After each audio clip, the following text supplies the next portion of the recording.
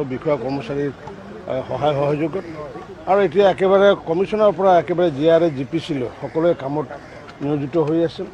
ইয়াৰ উপৰিও মাননীয় মুখ্যমন্ত্ৰী ডাঙৰীয়াই অহা 20 তাৰিখে তেজপুৰত আমাৰ অসমৰ কিছু স্বামীহাৰা তেনেকুৱা মহিলা আছে, তেনেকুৱা প্ৰায় 12,000 স্বামীহাৰা মহিলা। আমি তেওঁলোকক আমি এতিয়া 1.5 লাখ তেনেকুৱা স্বামীহাৰা মহিলাক আমি পেঞ্চন প্ৰদান কৰি আহিছোঁ 300 টকা। ইয়াৰ উপৰি 12,000 মহিলাক আমি অহা 20 তাৰিখৰ পৰা আমি তেওঁলোকক 25,000 টকা আমি প্ৰদান কৰাৰ সিদ্ধান্ত গ্ৰহণ কৰিছোঁ আৰু এইটো মাননীয় মুখ্যমন্ত্ৰী ডাঙৰীয়াই 20 তাৰিখে তেজপুৰত আনুষ্ঠানিকভাৱে উদ্বোধন কৰিব আৰু আমাৰ যিসকল মন্ত্ৰী গাৰ্জেন মিনিষ্টাৰসকলে জিলাসমূহত তেনেকুৱাকৈ স্বামীহাৰা বিধৱা মহিলাসকলক এককালীন টকা প্ৰদান কৰিব।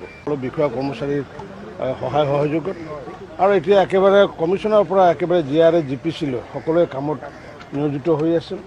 ইয়াৰ উপৰিও মাননীয় মুখ্যমন্ত্ৰী ডাঙৰীয়াই অহা 20 তাৰিখে তেজপুৰত আমাৰ অসমৰ কিছু স্বামীহাৰা তেনেকুৱা মহিলা আছে, তেনেকুৱা প্ৰায় 12,000 স্বামীহাৰা মহিলা। আমি তেওঁলোকক আমি এতিয়া 1.5 লাখ তেনেকুৱা স্বামীহাৰা মহিলাক আমি পেঞ্চন প্ৰদান কৰি আহিছোঁ 300 টকা।